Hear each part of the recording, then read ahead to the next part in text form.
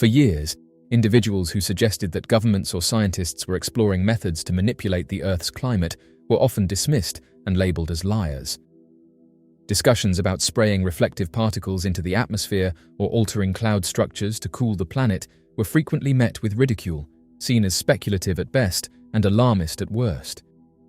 Many who raised questions about these possibilities were told such ideas had no place in mainstream science or policy.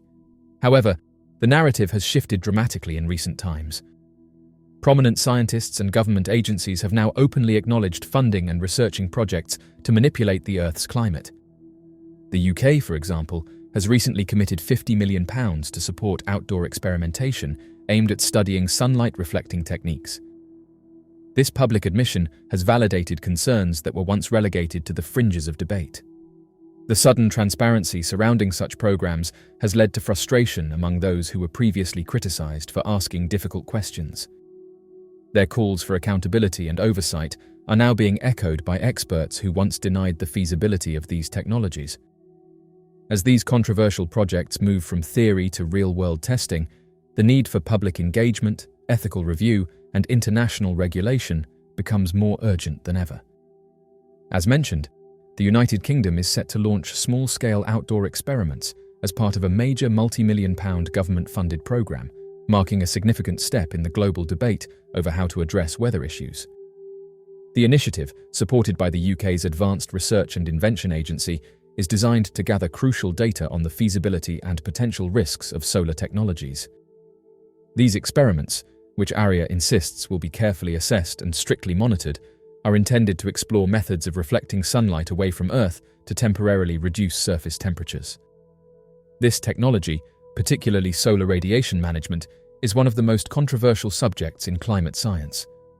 The methods under consideration include spraying fine reflective particles into the upper atmosphere to mimic the cooling effect of volcanic eruptions, or using ocean water to brighten clouds and enhance their reflectivity.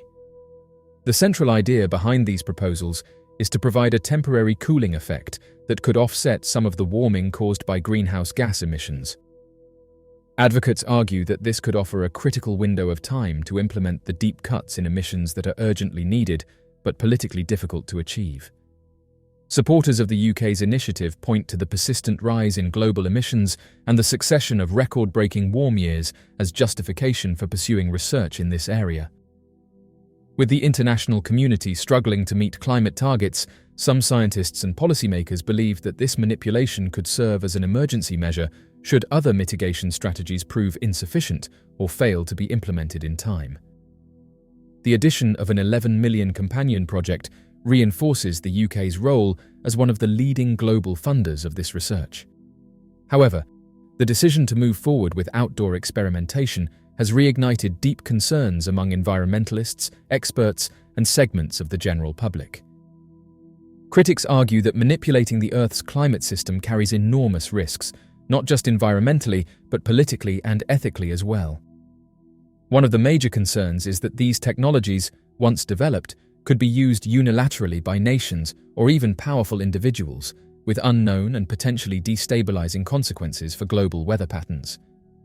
Without a comprehensive international regulatory framework, there is fear that it could be weaponized or implemented without consent from the wider community. Another worry is the possibility of unintended side effects. The Earth's climate is a complex and interconnected system, and altering one part of it could lead to unforeseen consequences elsewhere. For instance, changing sunlight levels could disrupt regional rainfall patterns, affect crop production, or harm biodiversity.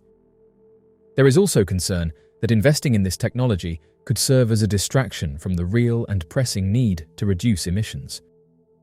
By offering a technological quick fix, there is a risk that governments and industries might delay or avoid making the fundamental changes necessary for long-term sustainability. The UK's upcoming trials are not the first to explore this path. Previous attempts in other countries have been met with strong public resistance, resulting in some projects being cancelled before any experiments could begin. These past experiences highlight the divisive nature of manipulating the Earth's climate and the intense scrutiny such research invites. As the UK moves forward with its programme, the global community will be watching closely. In recent years, this once fringe concept has steadily gained traction among certain scientific and financial communities. What was once considered a hypothetical last resort measure to address the climate crisis is now being actively pursued and even funded by governments. This process, in its most widely discussed form, involves injecting aerosols such as sulfur compounds into the stratosphere to reflect sunlight back into space.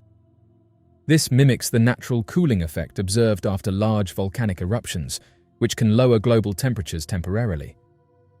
Proponents argue that such a technique could act as a pause button on climate events, buying time for carbon emission reductions and climate adaptation strategies. However, critics argue that this approach does not address the root cause of the crisis, greenhouse gas emissions, and could introduce a host of unintended consequences that might be impossible to control or reverse. The core criticism of this process is that it treats the symptoms of climate issues without resolving the underlying problem. By attempting to cool the Earth artificially, the world would continue to rely on fossil fuels without meaningful progress towards sustainability. Furthermore, any reliance on such a method introduces the threat of a termination shock. If for any reason the atmospheric injections were suddenly stopped due to political instability, economic collapse, or technological failure, the climate could rebound rapidly, with global temperatures surging in a short period. This could lead to devastating consequences for ecosystems and human societies alike. The governance of this is another major concern. Unlike emissions reductions, which require widespread cooperation and policy shifts, deploying aerosols into the atmosphere could technically be carried out by a single actor or nation. This creates a scenario in which one powerful individual, government, or corporation could influence the entire planet's climate without global consent. In an age marked by political tension, misinformation, and increasing distrust in institutions, the potential for misuse or conflict is enormous. While private philanthropy and corporate interests have shown increasing interest in this type of manipulation, Bill Gates being among its early financial supporters, many experts did not expect government-level involvement so soon, especially from a major democratic nation. The UK's decision to channel public funds through ARIA is particularly troubling given the agency's opaque structure. ARIA operates largely without oversight, exempt from freedom of information laws, and grants its directors considerable freedom in allocating funds even if they lack specific expertise in the fields they are directing. In this case, this project is under the supervision of Mark Symes, an electrochemist without a formal background in climate science. This raises significant questions about the scientific credibility and strategic rationale behind such a high-stakes initiative. Critics argue that at a time when public budgets are under pressure and vital social services face cuts, investing millions into the manipulation of Earth's climate represents not only a misallocation of resources, but a deeply irresponsible gamble. Field trials, no matter how small-scale they are described, carry the inherent risk of normalizing and advancing a technology that may eventually be misused. Even a limited outdoor experiment could unintentionally lay the groundwork for larger applications by actors less concerned with ethics, safety, or long-term consequences. History has shown that once a technology exists, it rarely remains unused.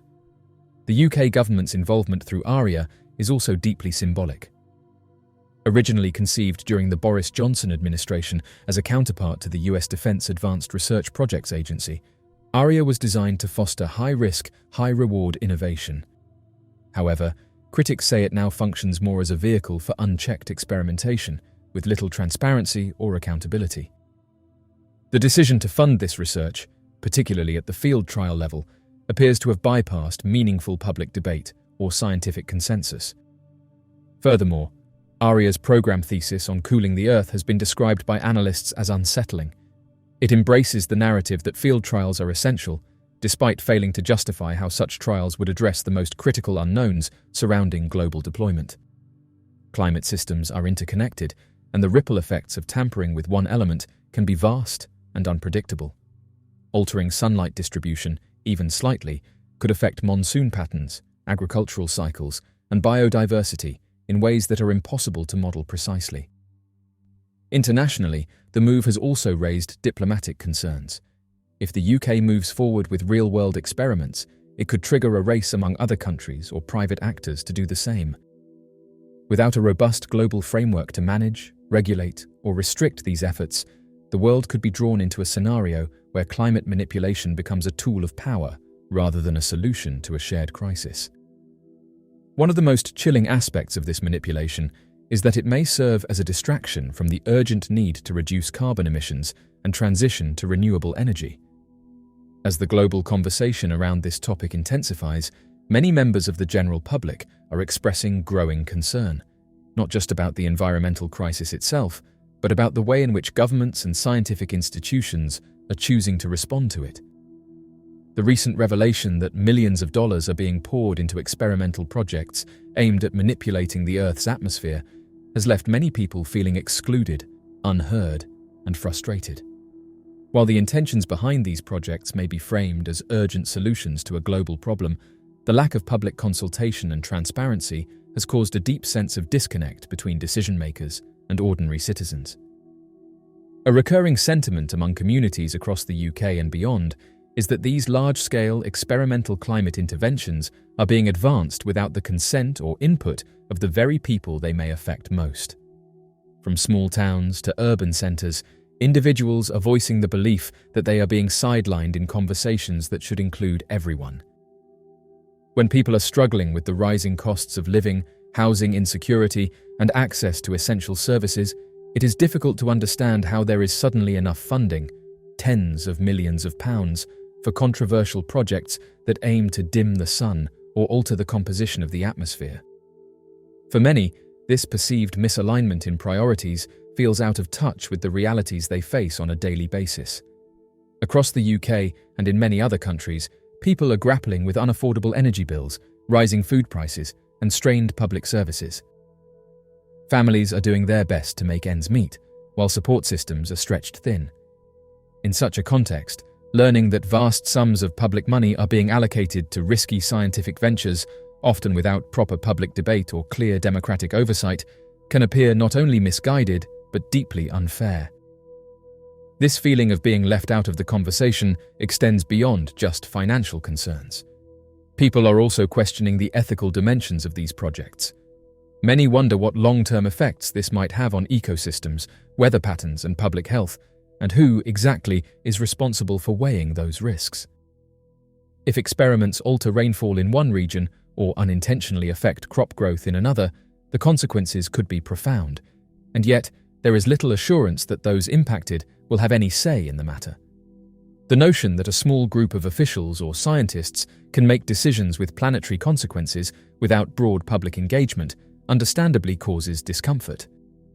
Furthermore, the approach of addressing these issues through high-tech manipulation rather than comprehensive social and economic reform leaves many feeling that governments are trying to bypass the harder, more systemic work of addressing root causes. Investing in renewable energy, public transportation, home insulation, and local food systems would not only help lower emissions, but also improve people's quality of life. These are solutions that the public can see, feel, and support, solutions that align environmental progress with everyday well-being. In contrast, these initiatives remain abstract, secretive, and experimental, which only widens the gap between the public and those in power. At a time when trust in institutions is already fragile, pushing forward with these experiments without meaningful public dialogue risks further erosion of that trust. People want to be part of the decisions that will shape the future of the planet. They want transparency, accountability, and assurance that their needs are being heard and prioritized, not just theoretical fixes imposed from above. Ultimately, the path forward must involve a collective effort, one that values public engagement as much as it values scientific exploration. While research has a role to play in addressing the climate crisis, so too does listening to the voices of the people whose lives, communities, and environments are at stake. Without that balance, even the most well-funded projects risk being perceived not as solutions, but as symptoms of a system that has lost touch with the very public it claims to serve.